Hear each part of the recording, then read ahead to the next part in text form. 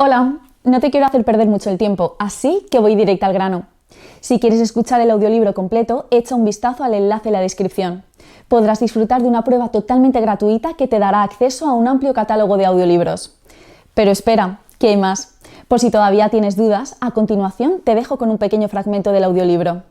Disfrútalo. La aceptación de la ideología socialista entre sus masas crearon, en el corto lapso, serias divergencias entre las superpotencias que lentamente iniciaron esfuerzos por conservar el control del Asia. Financiamientos y cruce de intereses. Al principio de aquel conflicto, Estados Unidos ayudó a Francia con el 20% de los gastos aproximadamente.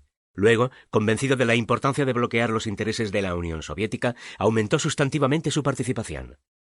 En el clímax de la guerra de Indochina, Norteamérica ya contribuía con el 80% del esfuerzo bélico y llegó incluso a ofrecer a los franceses 2 armas nucleares, que estos rechazaron por no considerarlas útiles dadas las condiciones pantanosas y hostiles del terreno.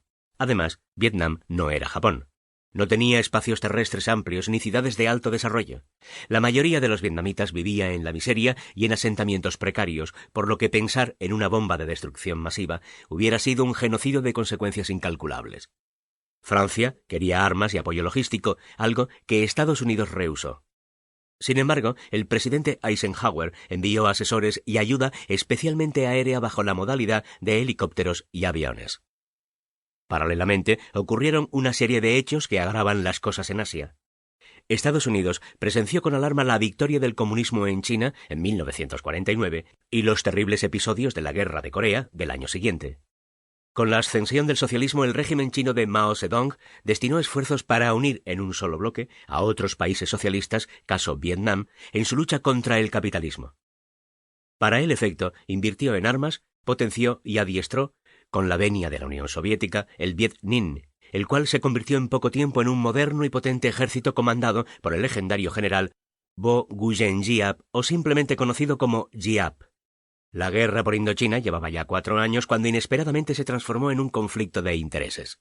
La guerrilla era financiada por el socialismo y Francia por el capitalismo.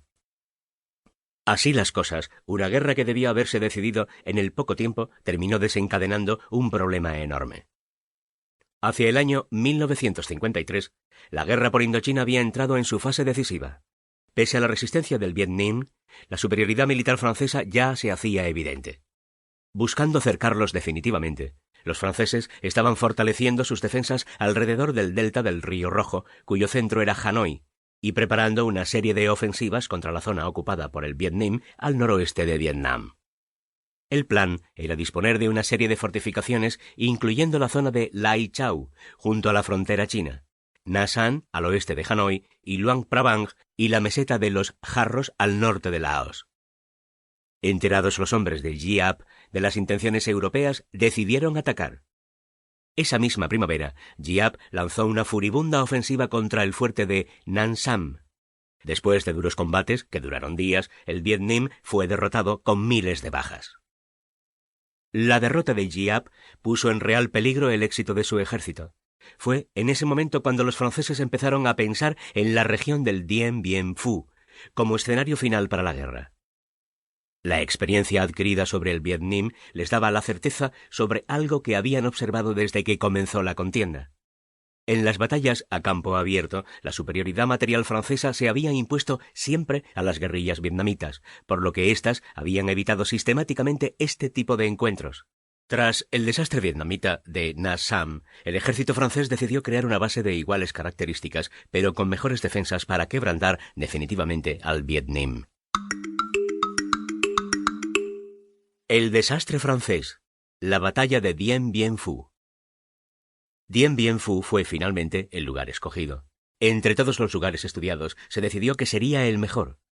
Dien Bien Phu estaba situada en el fondo de un valle ideal para la construcción de un aeropuerto y también cerca de numerosas carreteras.